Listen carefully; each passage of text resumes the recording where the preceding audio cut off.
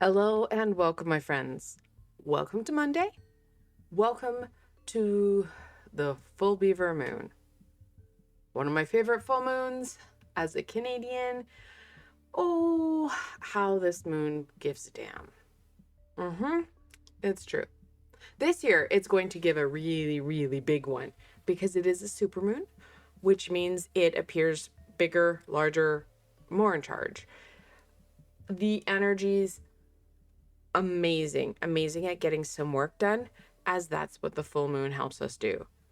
Supersize, large and in charge, helping us to get ourselves, well, what we need, what we want to do, getting ourselves set up really nicely and ready for Sunday, where Mercury gets yeeted into the microwave. Oh, good times. So this is a really nice time to get yourself set up for success, because the expectations and demands of November get much more. Mercury is in retrograde till the 29th, starts on the 9th. It's a nice shorter one compared to sometimes it's like almost 3.5 weeks. This is just a little shy of, well, it's 3 weeks basically. So it does go over the American Thanksgiving, and we're going to need this supersized moon to help set us up for success, because we are looking at the Beaver. This is the Northern Animal Tarot. There is beavers in it. I love it. It's a great deck. It's fun to use. It's just fantastic. And then I have, this is my favorite combos. This is Elizabeth Alba and Deborah Blake, the creators of the Everyday Witch series. And yeah, I love it. I love the colors. It's amazing. It's the Everyday Witch Familiar Oracle. It's fantastic. All right, let's get into this. Let's see what the full Beaver moon wants to share with you.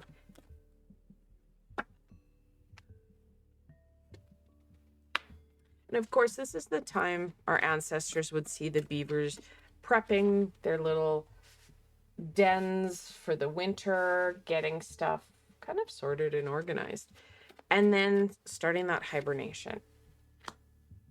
I know for living in the north, we've already had snow. It's been cold.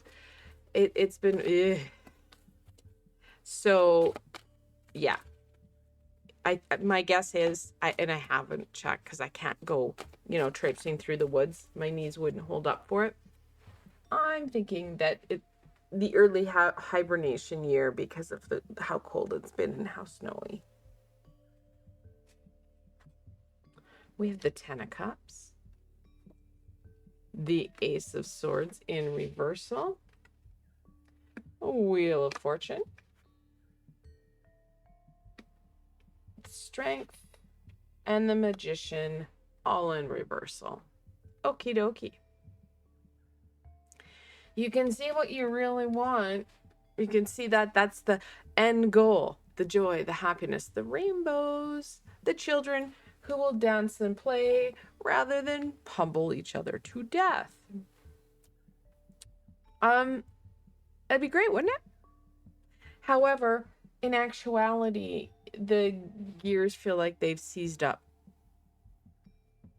There's no trust in self, the abilities, not using the skills, the tools. There's just, yeah, the wheels just keep falling off. Slow down. What you want would be fantastic. However, is it something that you can make in actuality? Look at those hopes and dreams. Start to release what society, family, friends, the world is expecting. What is it that you need? The core elements of self are being forgotten. You're asking yourself to be part of who you are, or partial of who you are. We need to start with the truth. We need to start realigning so that you're working more efficiently with yourself rather than beating self up. It's not going to be a great way to enter into the winter, and especially January. It's a slippery, slippery slope. When you start to work more with yourself, you're starting to kind of put those cogs in and, reinforce them and lubricate them so that they roll. Life will work more effectively and efficiently. Now, do you want to try and rip off band-aids and change things quick, fast, one leap and go? No, it will destabilize you. You need to take it slow and steady, because we are looking at some bigger life pieces that are going to be harder for others to swallow and deal with. Slowly bring things forward and start it with self, and then roll it out to people that are closest to you. And then you can slowly bring it forward. However, in the next 5 days, because you have the full moon energy with you here, you can start to get some truth for you. Because, well, let's be honest, sometimes hearing that truth, being honest with self, is the hardest person to be honest with. Ways that you can start to be honest with yourself. When you go into the shower the next time, ask any and all high vibrational beings to help bring forward that clarity. When you go to sleep, again, ask them to bring forward that clarity and help you remember when you wake up. And then, ensuring that you're set up for success, have a pen and paper by your bed, and then just do some automatic writing. Put the pen down on the paper and don't even think about it. Don't open up your eyes and just let it roll. The more you do that, especially since the veil is still thin, it's not the thinnest, that was on Friday. It's still thinner. We still have that ability to tap into that energy, especially Wednesday. So Tuesday night, Wednesday night, guys, that sleep trick, super, super helpful. Love it. Water for koi. Like I said, that shower, again, super helpful. And yeah, you know what? When you wake up, you may find that the writing isn't pristine. There's spelling mistakes. It runs off the lines. It's okay. Additionally, I would also have pen and paper in your bathroom and just write down some notes. Will it get wet? It might. Is it the end of the world? No. But water is going to be a huge, huge bonus. I would also look at helping to clear your body out of some of these things that are anchoring you. So look at adding in more water to your everyday to flush out some of that toxicity. Especially, and yes, you can ask for multiple things. When you go into the shower, ask them to help with the clarity, ask them to help you remove any tethers or anchors that are keeping you stuck and stagnant. You may even want to look at adding in a cord cutting. We have Fire 9 Fox, and then we have Water 8 Otter. You can see the fun, the play, the connection. During this time, should you recluse yourself? No. Do go out, have the fun, manifest positivity.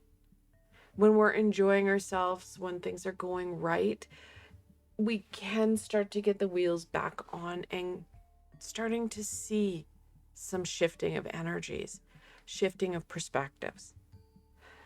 The playful, the fun, the giggles, bringing in those elements of joy and happiness. Additionally, we have fire and we have water. We're looking at the yin and yang of creativity. We have the 8 and the 9. Building off that creativity, the play and the fun, that joy and happiness will help. Rather than trying to start from a low point, start from a high point. It gives you kind of a better run at things.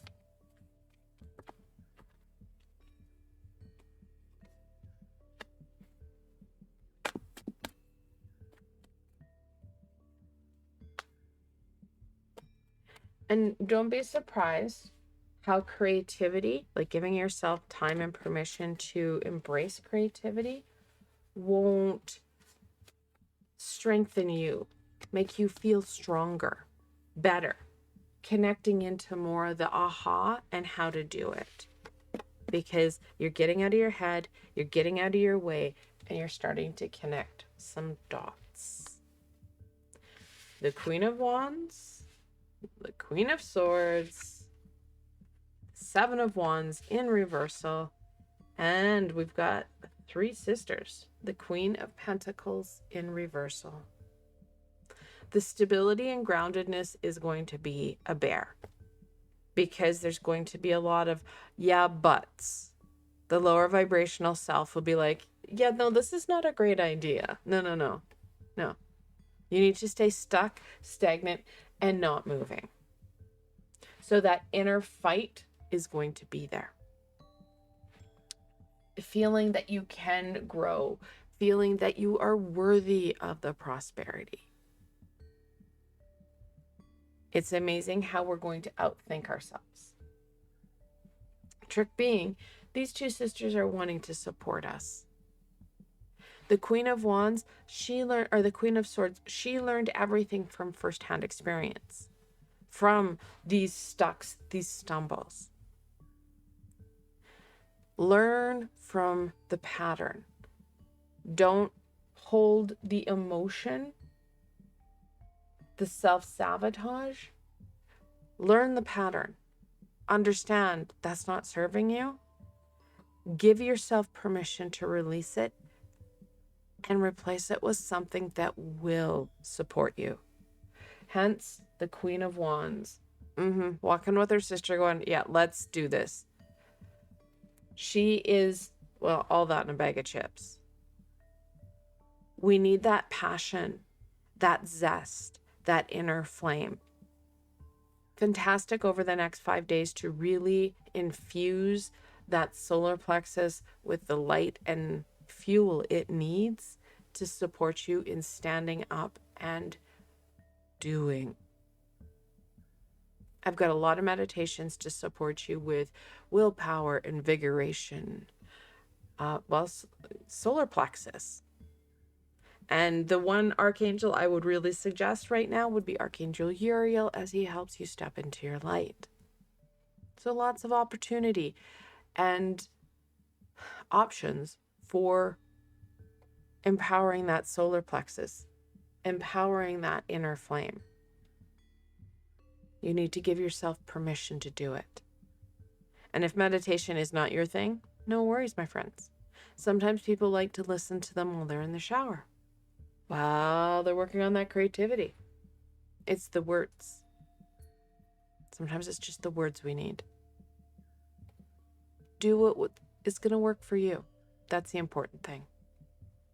I should say, we do have these beautiful three sisters.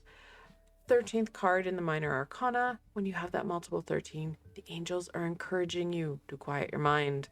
Listen to that intuition of yours, because it'll take you far. I want to thank you guys so very much for exploring the full Beaver moon with me. I hope this helps to empower you. If you did like this session, please give it a thumbs up and let me know what you're most excited for this time with the full Beaver moon. And guys, if you haven't done so, don't forget to subscribe and hit that bell. I've got a lot more content coming forward and you don't want to miss any of it. And if you're looking for an added layer of support, I do have an amazing supportive Patreon community where you're going to find lots of supports, tools, and added extras, including with all my 101 sessions, some cheat sheets that are very handy. I've left the link below so you can go check it out for yourself. Again, I want to thank you so very much for joining me today and exploring the full beaver moon. Allow this time to fuel you, my friends. You've got so much coming forward for you. Until tomorrow, my friends.